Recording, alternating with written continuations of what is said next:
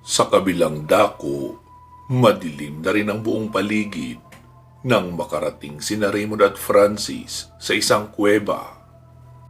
Gamit ang lighter ay sinindihan nila ang mga tuyong sanga ng punong kahoy na napulot nila para ilawan ang buong paligid.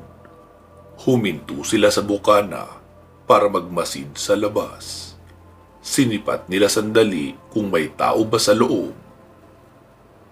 "Sigurado ka bang dito yun?" tanong pa ni Francis. "Ewan ko, pero yun ang sinabi eh. Ano, i-check ba natin? Mukhang wala namang tao eh." Mungkahi ni Raymond. "Nasisiraan ka na ba? Paano kung may nag-aabang pala sa atin sa loob? E di iyari na tayo." Tutol naman ni Francis. "Paano naman natin malalaman kung hindi natin susubukan, di ba? Ano, natatakot ka ba?" Ani Raymond. "Hala, ba't naman ako matatakot? Para yun lang. Gusto mo ako pang mauna eh." Pagmamayabang naman ni Francis at nauna na itong pumasok sa kuweba. Sumunod naman agad si Raymond para alalayan ang kaibigan. Si Francis ang may hawak ng sulo, samantalang bitbit naman ni Raymond ang pana para kung sakaling may lumapit sa kanila ay maunahan niya ito. Dahan-dahan lang ang ginagawa nilang paglalakad. Ramdam nila ang lamig ng kuweba na para bang naglalakad lang sila sa loob ng sementeryo. Hindi maiwasang magsitayuan ng mga balahibo ni Francis sa katawan dahil sa mabigat na presensya ng lugar. Nanginginig ang kanyang mga kamay habang hawak ang sulo at kung saan-saan na lang ito na itututo. "Ano ka ba? Ayusin mo kaya paghawak mo dyan. Baka mamatay pa yan dahil sa ginagawa mo. Akala ko ba hindi ka natatakot?" Kumpronta ni Raymond sa kaibigan. "Paano hindi matatakot? Nakakatakot naman talaga ang lugar na ito. Para tayo nasa loob ng haunted house eh. Ang dilim-dilim. Tsaka napakalamig pa ng hangin. Hindi ka ba nagtataka? Parang ang tahimik dito." Saad ni Francis na siyang napansin din naman ni Raymond. Wala nga silang anumang marinig na ingay bukod sa ingay ng mga paniki na nakalambitin sa kisame ng kuweba. Maliban rito ay parang bumibigat ang pakiramdam nilang dalawa habang pumapasok sila sa kaloob-looban. Napakadilim ng buong paligid at tanging ang nasisinagan lamang ng sulo nila ang kanilang nakikita. Makulob din ang kuweba at habang binabagtas nila ang kasulok-sulukan nito ay nagiging makipot na ang daan. Ang mahabang lagusan na tinatahak nila ay pakipot ng pakipot hanggang sa isang tao na lang ang maaaring makadaan. Kinakabahan na si Francis, parang ayaw na nitong tumuloy sa kaloob-looban. "Ano kaya kung bumalik na lang tayo? Mukhang wala namang tao rito eh." Nauutal na wika pa ni Francis, dala ng takot na nararamdaman. Kumakabog ang dibdib niya habang patuloy na naglalakad sa walang hanggang lagusan. Sinubukan niyang umatras pero pinigilan naman siya ni Raymond. Itinulak siya nito papaabante gamit ang pana. "Huwag ka nang magtangka. Medyo malayo na rin ang narating natin oh. Ngayon pa ba tayo aatras? Duwag ka talaga." Ani Raymond. "Lintik naman oh. Ikaw na nga ang mauna. Tignan natin kung hindi ka maihi sa takot." Sagot naman ni Francis. "Sus, dami mo bang sinasabi? Sulong na!" Sabay tulak muli sa kaibigan. Wala nang nagawa si Francis kundi ang magpatuloy. Kahit na parang hihimatay na ang kaluluwa niya sa takot, ay nagpatuloy pa rin ito sa pagtahak sa lagusan. Pagdating sa dulo ay bumungad sa kanila ang isang dead-end na lugar. Isang malawak na espasyo ng lupa ang nadatnan nila. Ngunit may napansing butas pa ilalim si Raymond. "Ano to?" Curious si Raymond kaya kinuha niya ang sulo kay Francis. Itinapat niya ang ilaw sa butas at nabigla ito sa nakita. Lumapit si Francis para tignan din kung ano ang nakita ni Raymond. Nagulat din ito sa nasilip sa butas. Ano yan? Pagtataka ni Francis. May isang butas sa ilalim ng lupa. Nasa tansya nila ay may 5 metro ang lalim nito patungo sa isa pang kuweba o underground. Hindi ko alam. Malalaman natin kung makakapasok tayo dyan.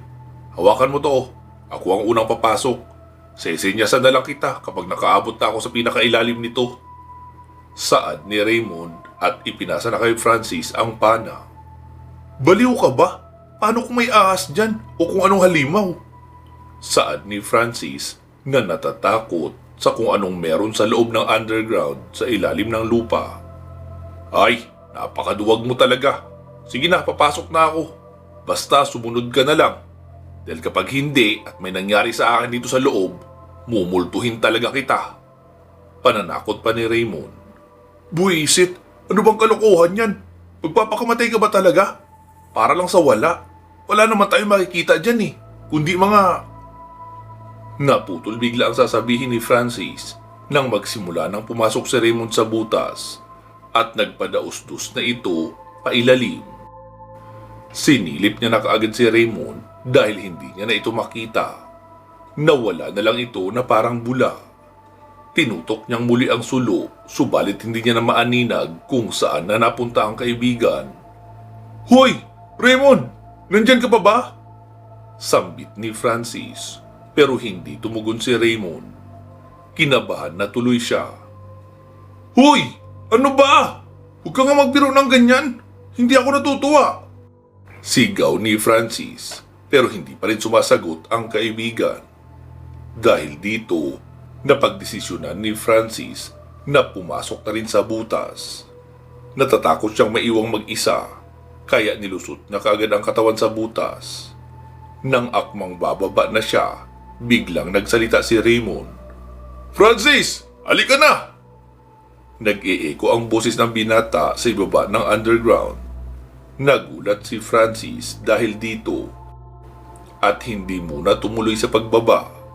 Inilawan niya ang butas para silipin si Raymond sa ibaba.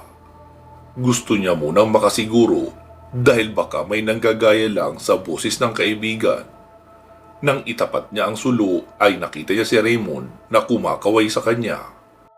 Dahil dito, hindi na nagdalawang isip pa si Francis at bumaba na ito sa butas. Pinatay niya sandali ang sulo at inihulog sa butas kasama ng pana. Pagkatapos nito ay bumaba na rin. Nagpadaustos siya pa ibaba na parang nagpapa-slide lang sa palaruan. Pagkababa niya ay sinalubong siya agad ni Raymond ng nakangiti. Nainis tuloy si Francis dahil isinama pa siya sa kalukuhang ito ni Raymond. Ngayon, namumroblema pa sila kung papaano aalis sa lugar na ito. Malamang wala nang lulusutan dito bukod sa butas na pinasukan nila. Ang problema pa ay napakalalim pa nito, kaya hindi nila alam kung papaano sila makakaakyat sa butas. Sinindihan ni Raymond ang sulo para magkaroon sila ng ilaw. Mabilis na kumalat ang liwanag sa paligid. Wow! Ano to? Mangha ang dalawa nang bumungad sa kanila ang paligid. Para itong may mga bituin sa ilalim ng lupa na nagkikislapan sa tuwing nasisinaga ng liwanag. Isang kahanga-hanga ngunit mapanganib na bagay sa ilalim ng lupa. Ang malawak na underground na ito ay may sukat na 30 metro at pinalamutian mula sa itaas hanggang sa ibaba ng malalaking selenite gypsum crystal na tila ang ilan ay ang pinagmamalaki sa mundo. Pero sa kabila ng kagandahan nito, ang underground na ito ay sarado sa mga normal na tao dahil lubhang mapanlin lang at posibleng nakakamatay ang kondisyon sa loob nito. Sa hindi pare-parehong temperatura na pumapalo sa 50 degrees Celsius at mga antas na halumigmig sa pagitan ng 80 hanggang sa 70%, ang pananatili sa loob ng hindi protektado ng higit sa 10 minuto ay maaaring magresulta ng pagkaipon ng likido sa baga ng isang tao na magreresulta ng kamatayan. Hindi lang sa bagay na ito naggulat sina Raymond at Francis dahil napansin din nila ang mga kalansay ng mga tao na nakausli sa lupa. Marahil ang mga ito ay aksidente ring napadpad sa lugar dahil mapandin lang na tanawin ang makikita rito. Kaya naman ang kanina'y paghanga ng dalawa ay napalitan ng matinding takot at pangamba. Langya, ang dami palang namatay rito, Mon. Kailangan na natin umalis dito. Baka kung anong mabangis na hayop ang narito at isunod tayong gaming lamang tiyan. Pangamba pa ni Francis. Huminahon ka nga. Alam ko kanina ka pang natatakot. Ganon din naman ako. Pero kung magpapadala lang tayo sa silakbo ng damdamin, maaaring mas mapaaga pa ang ating kamatayan. Kaya relax ka lang dyan. Gawin mong komportable ang iyong sarili. Kumalma ka lang. Saad ni Raymond at sinuring mabuti ang mga kalansay sa lupa. Ano bang sinasabi mo? Naguguluhan si Francis.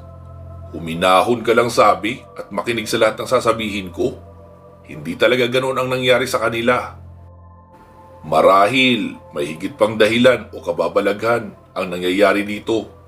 Pansinin mo ang mga buto nila. Tinuro ni Raymond ang mga kalansay.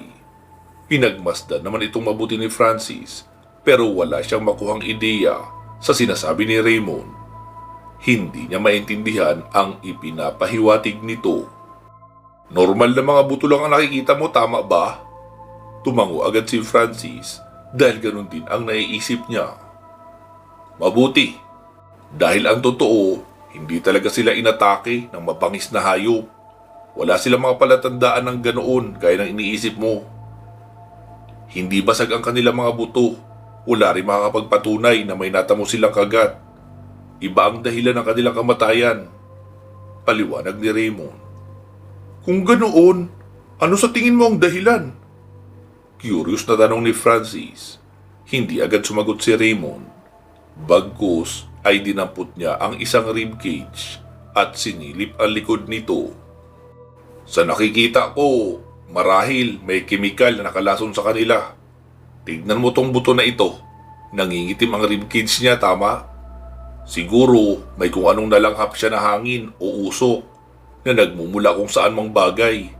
Ito ang naging dahilan ng kanyang kamatayan dahil sa malamig na temperatura sa paligid at mga halumigmig na nagkalat. Maaaring iyon ang nagdulot ng pagkasira ng baga niya. Napuno ito ng tubig hanggang sa mahirapan na siyang huminga at tuluyan na ngang mamatay. Alam mo naman ang ating katawan, masyadong sensitibo pagdating sa mga kemikal, di ba? Litanya pa ni Raymond. Kung ganoon, saan kaya nanggaling ang nakakalasong kemikal na sinasabi mo? Tanong naman ni Francis kay Raymond. Kung saan nangyari ang aksidente, nandun din malamang ang pinagmulan. Sa tingin ko, mukhang sa mga iyan nagbumula ang kemikal na nakakalason. Umalis na tayo rito bago pa tayo ma-expose ng matagal. Tugon ni Raymond nang mapansin ang dahan-dahang pagsingaw ng manipis na usok na nagmumula sa ilalim ng mga bato. Nagsisimula na itong kumalat sa buong paligid na parang hamog. Kaya bago pa man nila ito tuluyang malanghap, ay kumaripas na sila ng takbo patungo sa maliit na lagusan na nakikita nila sa sulok noong underground. Matulin silang tumatakbo habang hinahabol sila ng kulay abong uso. Pambihira! Sinasabi ko na nga ba masama ang kutob ko dito. Ayaw mo kasi makinig, kaya lagi tayong napapahamak. Saan tayo pupunta nito? Saad ni Francis habang aligaga ito sa pagtakbo. Nasa unahan siya ni Raymond. Ayan ka na naman Saka mo na ako sisihin kapag nakalabas na tayo dito. Sambit naman ni Raymond. Hay, lagi ka na lang ganyan. Puro ka saka na lang. Nagagalit kapag sinisisi. Sabi huwag na tayong tumuloy Makulit ka rin. Oh, ano tong napala natin? Dahil sa kakulitan mo. Litanya naman ni Francis. Tigilan mo na ako sa kakasermon mo dyan. Napipiko na ako sa iyo Mag-focus ka na lang sa pagtakbo. Lalo tayong bumabagal sa kakadaldal mo. Ani Raymond. Tignan mo tong taong to. Pinagsasabihan na nga, pero siya pa may ganang mainis. Kung hindi lang talaga ako concerned sa'yo eh. Matagal na kitang iniwan. Bulong pa ni Francis. Maya-maya pa ay may isang napansin na liwanag si Raymond at itinuro niya ito kay Francis. Nakita naman ito ng binata at agad nilang tinungo ang maliit na liwanag na natatanaw nila sa unahan. Ngunit pagdating nila dito, bumungad sa kanila ang isang dead-end uli na lugar. Wala silang malusutan dito maliban sa maliit na butas sa sulok, tulad ng nakita nilang butas sa sahig ng kuweba. Tumingala si Raymond sa itaas at nakita niya ang maliit na siwang na tinagusan ng tila liwanag ng buwan. Napasampal ito sa noo. Wala ulit silang choice kundi ang pumasok sa butas na nasa bandang sulok ng kuweba. Subalit ang pagkakaiba nga lang sa butas na ito ay para itong hugis ng sewage canal. Parang tunnel kumbaga. At mukhang mahaba ang gagapangin nila para umabot sa dulo nito. Paparating na ang usok sa kanila kaya hindi na nag-aksaya ng oras si Raymond at nauna na itong pumasok sa butas sa ilalim ng lupa. Masikip ang butas na ito at isang tao lang ang magkakasya. Nasa humigit kumulang 20 meters din ang haba nito, kaya nagtiis si Raymond sa paggapang sa makipot at makulob na butas. Sinundan naman siya agad ni Francis matapos patayin ang sulo na hawak. Gumapang sila ng mabilis para hindi abutan ng usok na nakakalason. Ngunit ang hindi nila alam ay biglang tumigil ang usok nang makarating ito sa dead end na pinasukan nila. Bigla na lang itong naglaho sa hindi malamang dahilan. Patuloy naman sa paggapang ang dalawa. Hindi nila intindi ang hirap at sakit na nararamdaman nila sa paglusot sa butas. Kahit na naliligo sa pawis, ay walang patin silang gumagapang ng gumagapang, makalayo lamang sa usok na sumusunod sa kanila. Nang makarating sa dulo ay bumungad kay Raymond ang isang malawak na silid. Natigilan siya sa pag-ikot at pinagmasdan itong sandali. Aray! Ano bang ginagawa mo, Mon? Reklamo ni Francis nang bumangga ang ulo nito sa puwetan ni Raymond. Sandali lang, mukhang may kakaiba rito eh. Sambit ni Raymond. Sinilip ito ni Francis pero wala itong makita kahit ano dahil nakaharang ang katawan ni Raymond. Ano ba, Mon? Umurong ka nga. Nahihirapan na ako huminga rito eh. Parang pumapasok na sa baga ko yung usok. Reklamo ni Francis habang tinutulak si Raymond. Sandali nga lang, ani Raymond. Patuloy niyang sinusuri ng mga mata ang buong paligid. Wala siyang pinaliligtas na kahit ano. Masusi niya itong sinisiyasat dahil ayaw niyang mapahamak sila uli ni Francis sa madadat na nilang lugar. Isa itong malaking espasyo ng lupa na nabuo dahil sa pagyanig at pagguho ng mga bundok. Nagkakaroon ng malalaking craters sa ilalim ng lupa dahil sa paglindol na nagaganap sa iba't ibang dako ng kapuluan na malapit sa mga bulkan. Nabuo ang hulmaan na ito sa paglipas ng panahon hanggang sa makabuo ng silid o malawak na espasyo sa ilalim ng lupa. Ang sanhi ng pagkakaroon ng ganito kalawak na silid ay ang pagkawasak noon ng bulkang Taal dahil sa malawak na pagsabog na nagresulta sa pagbabago ng tatlong elemento gaya ng lupa, hangin at tubig. Pero sa kabila nito ay walang napansing kakaiba si Raymond bukod sa wala itong marinig na ingay. Pareho sa unang pagpasok nila, ang kaibahan lang ay walang makikitang paniki sa paligid. Masyadong tahimik ang lugar na ito na kahit siguro mahinang yabag lang ay maaari mong marinig kahit nasa malayo ka pa. Nagpa siyang bumaba si Raymond. Dito niya na napansin ang maliit na siwang sa kisame ng silid. Tinatagusan din pala ito ng liwanag ng buwan kaya nakikita nila ang paligid kahit nakapatay pa ang kanilang sulo. Parang dim light ang kumakalat sa buong paligid. Mukhang wala namang tao. May taas na 3 feet lang ang pinagbabaan ni Raymond. Gumapang din si Francis para umalis sa butas. Sa tagal nitong nanatili sa likuran ay naisip niyang baka na-expose na siya sa usok na iyon. Pareho lang ba tayo ng naaamoy? Pakiramdam ko kasi parang bumibigat na ang dibdib ko. Sa tagal ng pagkakaista ko sa butas. Ano ba kasi ang lugar na ito?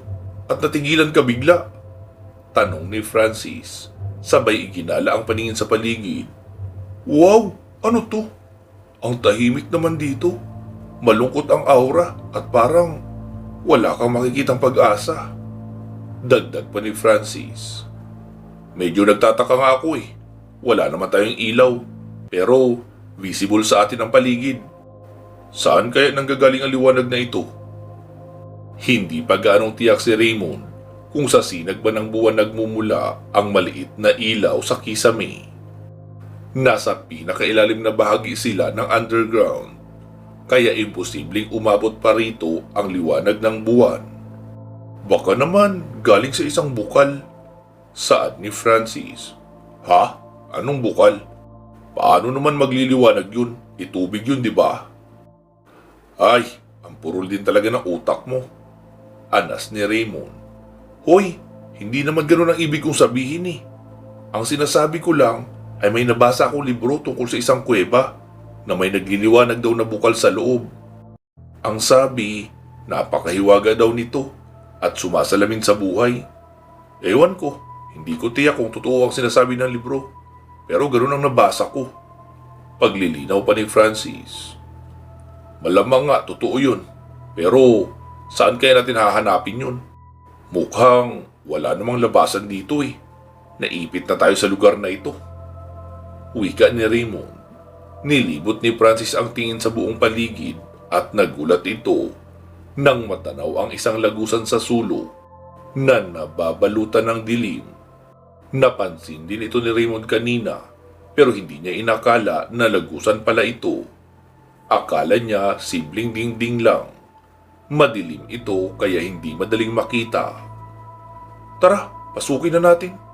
Sabay itinuro ang lagusan. Okay, sige. Baka nga, iyan lang ang daan natin papalabas sa lugar na ito. Malay natin, may trap pala sa paligid. Yari tayo. Iabot mo sa akin ang lighter, dali. Utos ni Raymond. Inabot naman ito ni Francis. Sinindihan ni Raymond ang kanilang sulo at inilawan ang buong paligid. Naging mas malinaw na sa kanila ang naturang lagusan. Kaya naman, nagsimula na silang humakbang papalapit rito. Dahan-dahan lang din uli ang ginagawa nilang paglalakad para maiwasan ang anumang kapahamakan na naghihintay sa kanila sa lagusan. Nang maitapat na ni Raymond ang sulo sa lagusan, ay nagulat sila nang magsiliparan ang mga paniki na nakasabit sa kisame. Putya! Akala ko walang paniki dito! Gulat na bulalas pa ni Raymond. Oo nga, nabulabog sila. Ang himbing pa naman ng tulog nila. Kaya pala wala tayong marinig. Ani Francis. Oh, ito. Ikaw na ang humawak nito. Pinasa ni Raymond kay Francis ang sulo. Hinanda niya agad ang pana para sa mangyayaring hindi inaasahan. Dahan-dahan pa rin sila naglalakad habang pinagmamasdan ang mga paniki na nagsisibalikan matapos magulantang ng liwanag. Mon, ano kayang pakiramdam kung sabay-sabay silang kakagat sa'yo? Magiging vampira ka kaya agad? Tanong pa ni Francis kay Raymond. Tumigil ka nga, puro ka talaga kalokohan. Nabubulabog sila dahil sa kaingayan mo. Ang mabuti pa, ituon mo na lang yung mata mo sa daan. Tusukin kita ng palaso dyan eh. Dami mo sinasabi. Saway pa ni Raymond. Nakarating kaagad sila sa dulo ng pasilyo. Mula dito ay 2 lagusan ang kanilang nadatnan. Sa kanan at pakaliwa. Nalilito ang 2 binata kung alin ang pipiliin nila. Parang nahati sa 2 ang mahabang lagusan na ito. Alin kaya ang tamang daan dyan, Mon? Sa kaliwa kaya o sa kanan? Tanong ni Francis na medyo kinakabahan. Hindi rin ako sigurado eh. Pero sa tingin ko, itong kaliwa ang mainam para sa atin. Medyo masama kasi ang kutob ko dyan sa isa. Parang may kung anong naghihintay sa atin sa dulo. Tugon ni Raymond. Ha? Sigurado ka ba? Mas nakakatakot nga tignan yung kaliwang daan. Masyadong madilim at ang iris sa pakiramdam. Parang papasok ka sa pintuan ng simbahan kapag hating gabi. Buti pa nga tong kanan no, medyo maaliwalas. Hindi malubak-lubak at wala akong nararamdamang kakaiba. Saad ni Francis. Hindi pare, masama talaga ang pakiramdam ko dyan. Mukhang inaakit lang tayo ng magandang itsura para dyan tayo magpunta. Mas mabuti kung dito tayo sa kaliwa dadaan. Mas kampante ako rito. Parang may natatanaw ako liwanag doon eh. Malamang, nandun yung bukal na sinasabi mo. Wika ni Raymond sa kaibigan. Okay sige, ganito na lang. Magbato-bato pick tayo. Kung sino ang manalo, siya ang magpapasya kung aling daan ang dapat tahakin. Ano, payag ka? Suwestyon ni Francis. Ano ka ba? Hindi ito ang panahon para maglaro ng ganyan. Baliw ka talaga. Saway ni Raymond at kinuha sa kaibigan ang sulo. Pero ayaw naman itong ibigay.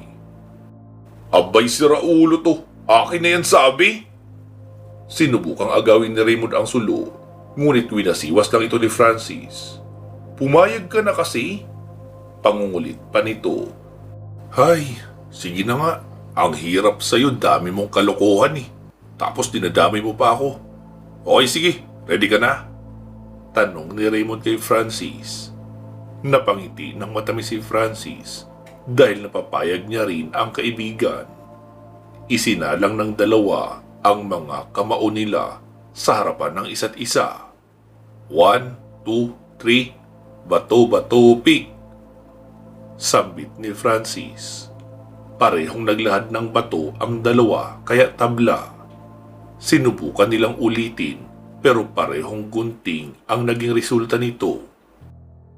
Hay, ba't ka ba nang gagaya? Reklamo ni Francis. Ano bang pinagsasabi mo dyan? Bato at gunting naman talagang nasa isip ko. Tugon naman ni Raymond. Sige na nga, ulit pa tayo. Humanda ka, sa pagkakataong ito, matatalo na kita. Pagmamayabang pa ni Francis. Hahaha. Okay, sige. Tinawaran lang ito ni Raymond. Bato-bato pick. Sambit ng dalawa. Napiling maglahad ng papel ni Francis. Samantalang gunting naman ang kay Raymond. Dahil dito, panalo si Raymond. Sabay inipit niya pa ang kamay ni Francis para ipamukha na talunan ito. Dinaya mo ako eh. Hindi matanggap ni Francis na talo siya. Talunan ka naman talaga kahit noon pa. Akin na nga yan. Bahala ka kung gusto mong magpaiwan dito. Kinuha ni Raymond ang sulo kay Francis na hindi nakakibo. Naiwan si Francis sa madilim na lagusan. Hindi niya maintindihan ang pakiramdam nang mapatingin siya sa lagusan sa kabila. Nagulantang siya nang maramdaman ang isang angil na nagmumula sa kanang daan. Mahaba ito at nakakatakot pakinggan. Napatakbo si Francis dala ng matinding takot. Uy! Hintay mon! Pambihira! Iiwanan mo talaga ako? Sigaw ni Francis habang hinahabol si Raymond na tuloy-tuloy lang sa paglalakad sa kaliwang bahagi ng daan. Ilang sandali pa ay narating din ng dalawa ang dulo ng tinatahak nilang daan. Isang malawak na espasyo ng lupa ang nadatnan nila. Nagkatinginan ang dalawa dahil sa gulat at pagkamangha. Kita nila ang isang malaking bukal sa gitna na tila bulwagan. Para itong malaking pool kung titignan.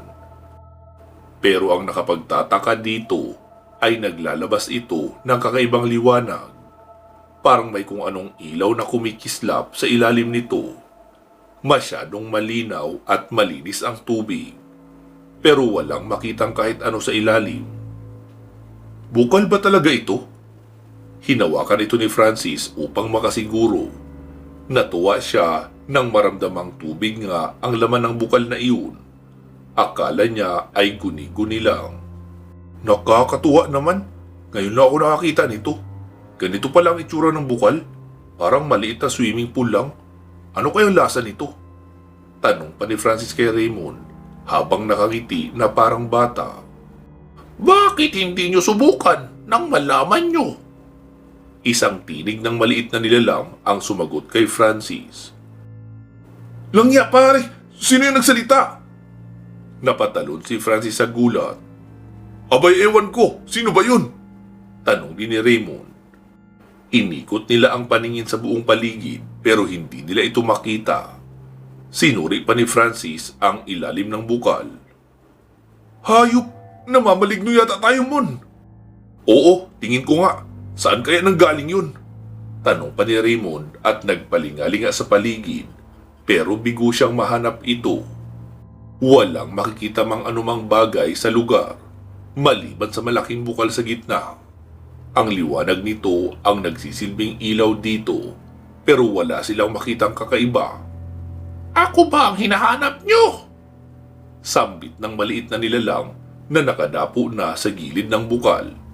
Nakangiti ito sa dalawa. Hay! Impakto! Halos mamatay sa sindak si Francis. Teka! Anong sabi mo?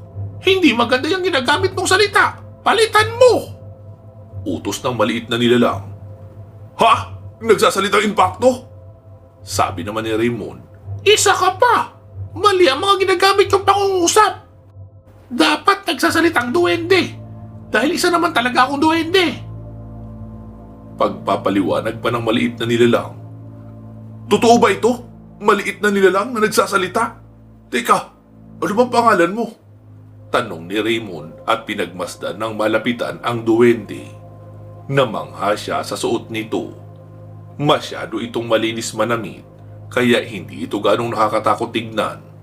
May mahabang balbas na hinihimas-himas habang hawak ang mahabang tungkod. Pwede niyo akong tawaging Nuno sa punso, kung yun ang gusto niyo. Ako nga pala si Apong Laktam. Ano naman ang mga pangalan niyo? Tanong ng maliit na nilalang.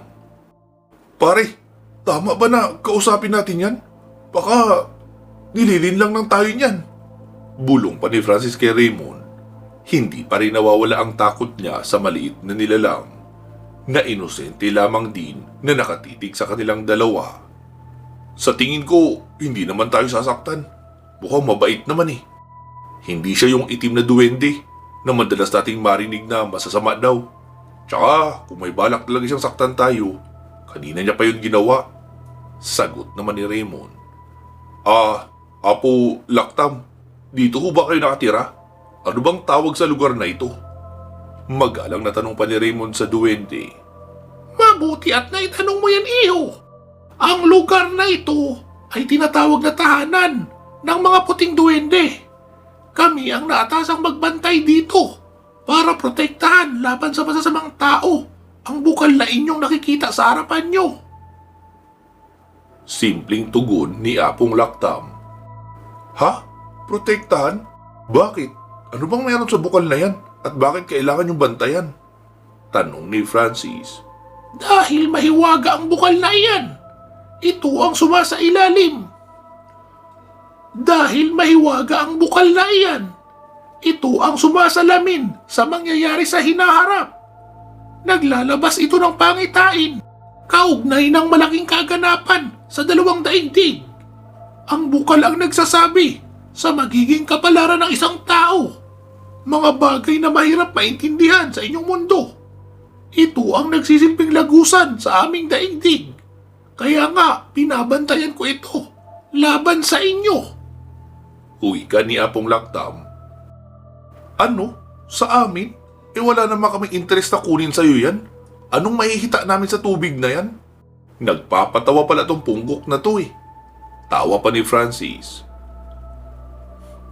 Uy, huwag ka nga ganyan. Baka magalit siya at gawin ka pang kambing. Saway naman ni Raymond. Kung iniisip niyong walang anumang halaga ang bukal na ito, nagkakamali kayo. Ang bukal na ito ang susi kung paano kayo makakalabas dito. Wika ni Apong Laktam. Talaga ho? Nanlalaki ang mga mata ni Francis sa gulat. Pero may mga ilang kondisyon na dapat niyong gawin. Hindi ito ibibigay ng bukal kung hindi kayo mga taong pinili. Malalaman niya agad kung mabuti ang hangarin niyo o hindi.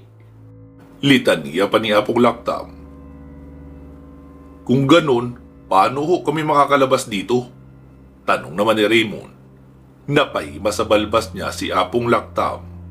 Kailangan niyong ilublob ang inyong mga sarili sa tubig at huwag kayong hihinga sa loob ng 10 minuto. Yan ang susi sa unang pagsubok para mabuksan ang pintuan ng kuwebang ito. Mahabang paliwanag pa ni Apong Laktam. Ano? Nababaliw bang huklubang ito?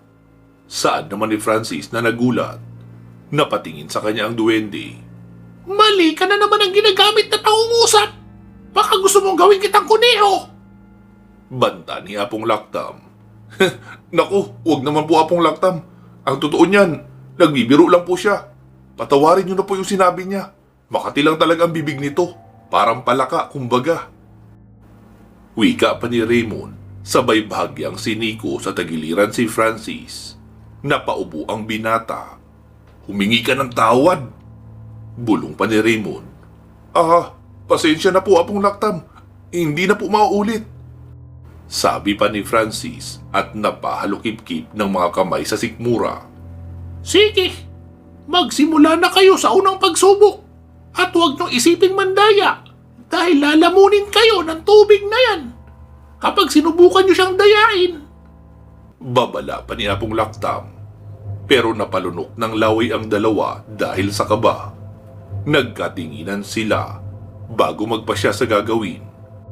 Tinignan muli nila ang paligid at muling ibinalik ang tingin sa maliit na duwende na nakatayo lang sa tabi ng bukal. Seryoso ka ba talaga sa bagay na ito? Baka naman niloloko mo lang kami. Napakatuso niyo pa naman mga duwende. Wika ni Francis na medyo alanganin sa duwende. Kilala kasi silang mga tuso at mapagkunwaring nilalang sa lupa. Mukha ba akong nagbibiro?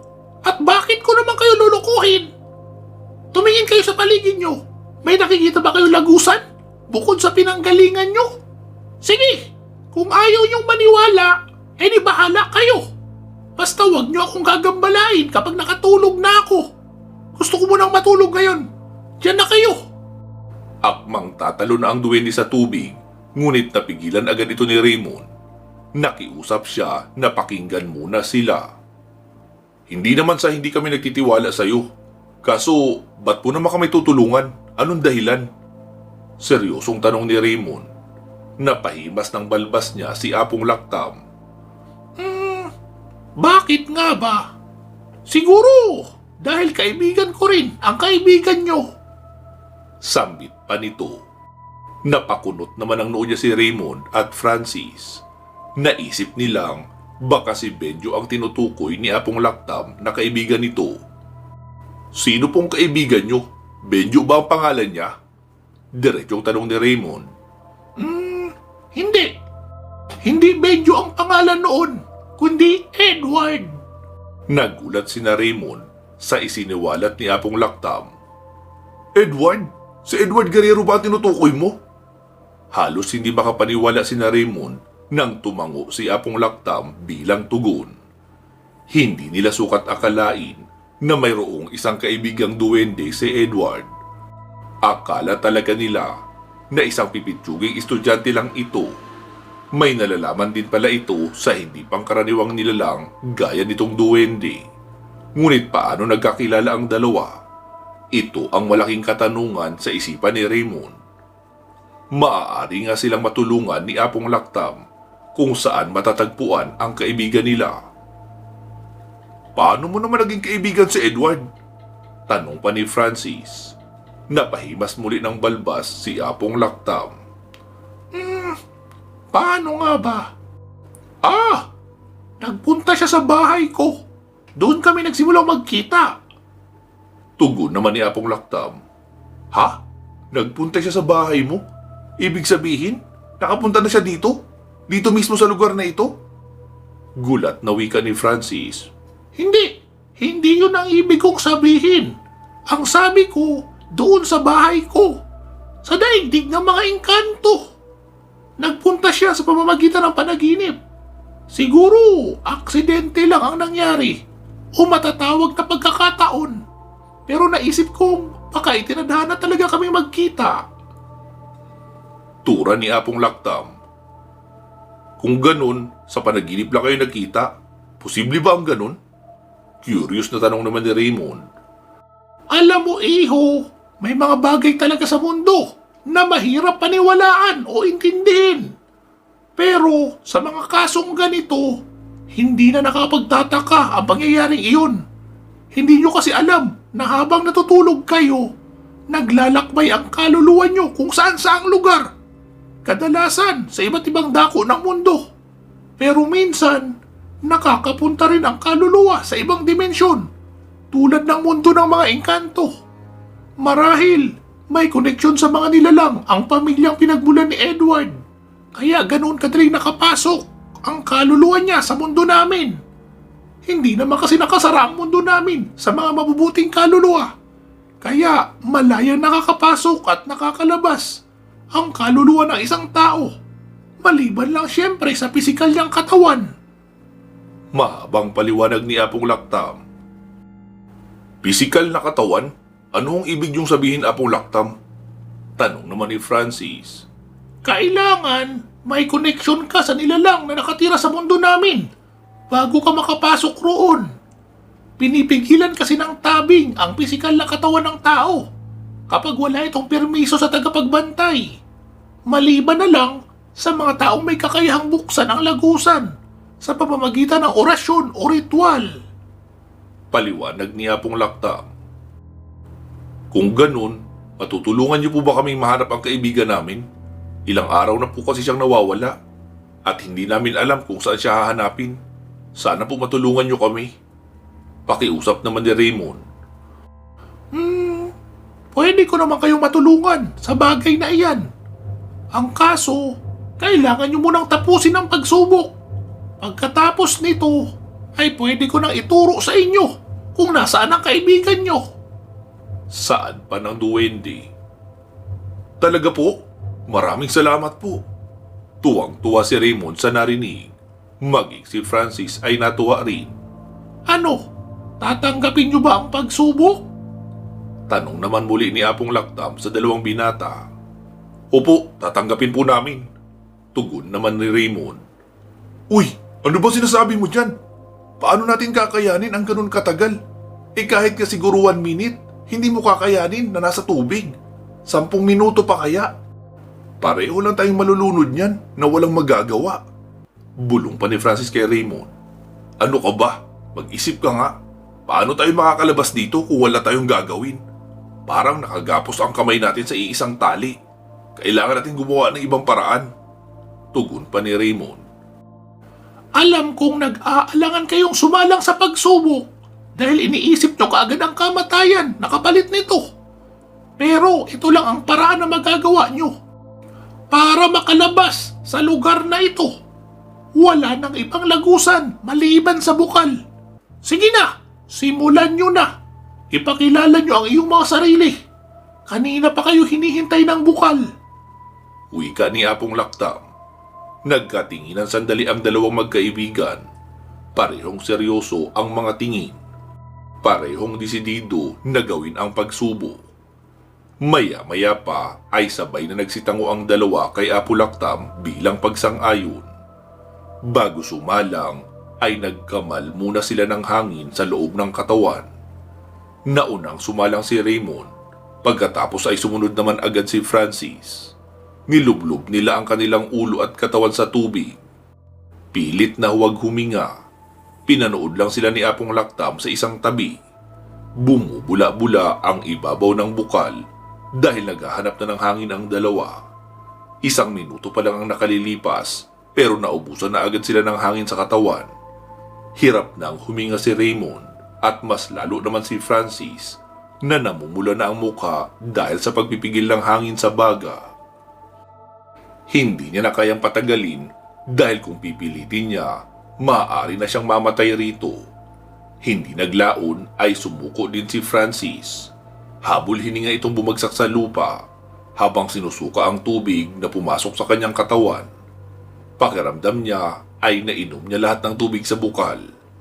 Hirap na hirap itong huminga. Pumasok ang tubig sa ilong, bibig at tenga niya. Nanigas ang buong katawan niya sa pagod.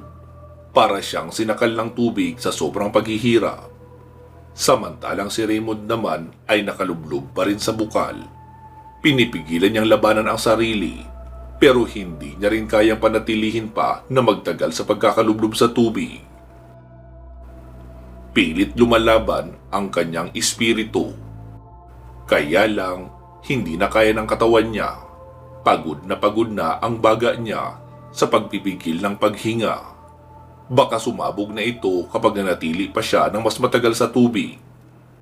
Ilang minuto rin ang naabot niya at 10 segundo na lang ay mag-4 na minuto na siyang nakababad sa tubig. Nag-aalala na si Francis na baka may mangyaring masama kay Raymond dahil pinipilit niya pa ito. Hinili niya si Raymond papaalis sa bukal, subalit ayaw paawat ni Raymond. Mukhang susubukan itong abutin ang 10 minuto na nakalaang oras sa bukal. "Uy, Mon! Tama na nga yan! Baka mamatay ka na niyan!" Sigaw ni Francis, pero hindi pa rin nagpapatinag si Raymond. "Apong Laktam! Pigilan niyo po siya!" Pakiusap ni Francis sa duwende. Ngunit umiling lamang si Apong Laktam. Wala siyang magagawa kung desidido talaga si Raymond na maabot ang oras na nakapalugit. 6 na minuto na ang nakalilipas, pero hindi pa rin ito umaahon. Napuno na ng mga bula niya ang buong bukal. Halatang hirap na siyang huminga at anumang segundo ay bibigay na ang katawan. Nanginginig na din sa pagod ang mga kamay niya habang nakakapit ng mahigpit sa gilid ng bukal. Maging ang mga binti niya ay nanginginig na rin. Subalit ayaw niya pa rin umahon. Dahil dito, dumoble na ang pag-aalala ni Francis. Kahit labag sa kalooban ay ginawa pa rin niya ang tama. "Bahala na nga!" Hinawakan ni Francis ang batok ni Raymond at buong lakas na hinila ang kaibigan papaalis sa bukal. Pareho silang dalawa na nabuwal sa lupa. Hingal kabayo si Raymond na makaahon ito sa tubig. Sumuka ito dahil maraming tubig na pumasok sa baga niya. Inalalayan naman siya ni Francis at marahang hinihimas ang likod para mailabas ang tubig na nainom mula sa bukal. Nagulat si Francis nang tabigin siya ni Raymond. "Bakit mo ba ako pinigilan? Magagawa ko sanang tapusin yon, kaso nakialam ka pa!" Wika ni Raymond. "Ano ka ba? Ayos lang yon. Okay lang naman sa akin kahit hindi na tayo makalabas dito. Ang importante, buhay ka. Hindi mo ba naisip na maaari kang mamatay sa ginagawa mo?" Sagot naman ni Francis. "Wala akong pakialam. Kaya ko naman ang sarili ko eh. Gusto mo bang mabulok na lang dito habang buhay?" Saad ni Raymond. Hindi naman nakasagot kaagad si Francis. "Sino nagsabi sa inyo na mabubulok kayong dalawa sa lugar na ito?" Sabat naman ni Apong Laktam. Napatingin agad ang dalawa sa duwende. Pareho silang nagtataka. "Ano bang gusto mong sabihin?" Tanong pa ni Francis. "Ang pagsubok na ito ay hindi isang laro para sukatin ang sukdulan ng inyong pisikal na katawan. Ginawa ito para malaman ang pagsisikap ninyong mabuhay. Ang bukal ang kumikilatis sa tunay niyong nararamdaman." Tugon ni Apong Laktam. "Hindi ko pa rin maintindihan ang sinasabi mo." Saad ni Francis na nalilito pa rin sa pinagsasabi ng duwende. "Ibig mo bang sabihin, sinusubok lang kami ng bukal para alamin ang nilalaman ng aming mga puso?" Saad naman ni Raymond na medyo nauunawaan na ang punto ng duwende. "Tumpak! Nakuha mo ang ibig kong sabihin. Hindi gaya ng kasama mo na medyo mapurol." Pangungutya pa ni Apong Laktam kay Francis. Napikon naman ang binata. "Abay, loko to ah! Hoy, tanda! Bakit mo pinaglalaroan ang isip namin? Akala mo ba? Ganun lang kadaling lumublob sa tubig na matagal? Sira ulo pala to eh. Inis na wika ni Francis. Mali ka na naman ang ginagamit na salita. Huwag kang bastos sa mga nakatatanda sa'yo. Alalahanin mo, hawak ko pa rin ang mga buhay nyo. Babala ni Apong Laktam. Ano ka ba? Kung wala kang magandang sasabihin, itiko mo na lang ang bibig mo. Malalagay tayo sa alanganin yung ginagawa mo eh. Saway ni Raymond at binatukan si Francis. Halata namang niluloko lang tayo yan eh. Ba't ka ba nagpapauto sa duwending yan? Pabulong na manawikan ni Francis. Dahil siya lang ang makakatulong sa atin. At may tiwala ako sa kanya. Dapat ganun ka rin. Apong Laktam, pagpasensyahan nyo na ang kaibigan kong to. Masyado lang talaga tong madaldal. Pero mabait naman to minsan. Ibig pong sabihin, pasado na po ba kami sa pagsubok mo? Nakangiting tanong ni Raymond sa duwende. Oo, pasado kayo. Binabati ko kayong dalawa. Sagot ni Apong Laktam. Natuwa naman ang dalawa at sa sobrang tuwa nila ay hindi nila napigilang magyakapan. Nasiyahan sila sa resulta ng kanilang ginawa. Akala nila mauuwi lang sa wala ang pagod nila. Natigilan sila nang tumikim si Apong Laktam. Pero, huwag muna kayong magsaya. Mayroon pang natitirang 2 pagsubok para sa inyo. Wika ng matandang duwende. Nagkatinginan kaagad sina Raymond at Francis. Panibagong pagsubok na naman ang kakaharapin nila at hindi nila magagarantiya kung mas madali ba ito kaysa doon sa nauna. Kung ganun, meron pang natirang 2. Ano-ano naman yun? Sabay na panunok ng laway si Francis. Malalaman nyo rin agad. Ang susunod na pagsubok ay uubusin nyo ang inihanda ko para sa inyo. Saad ni Apong Laktam. Pansamantala po muna natin puputulin dito itong ating kwento. Magtagumpay kaya sina Raymond at Francis na matapos ang natitirang 2 pang pagsubok o doon na sila mabubulok sa loob ng kuwebang kanilang napasukan? Magsama-sama po tayong muli sa part 21. Mag-iingat po kayo palagi at hanggang sa muli.